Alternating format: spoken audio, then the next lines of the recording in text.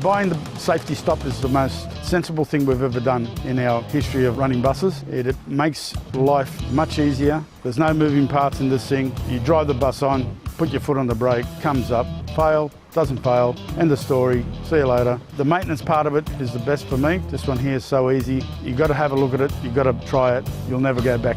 On vehicles with multiple axles, on a road test you would never find if one was more inefficient than the other. On the brake testing machine, you can actually pinpoint which axle is at fault and rectify that problem. We're only a small shop, it doesn't interfere with our workshop space. We still do our day-to-day work around it. Financially, the business has benefited us greatly from the extra brake work we do, the added customers we've got because they want this sort of feature. So the test is very quick to do. About 30 seconds you do the front back and the handbrake. Drivers will also know they're confident that they're not wearing out their brake pads excessively, front to rear. If there's an imbalance left to right, you're not wearing out one side.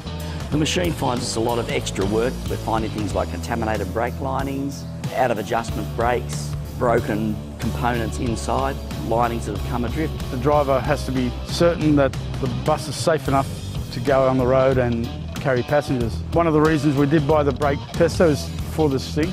To tell you the truth, I get sleep at night because the tester doesn't lie.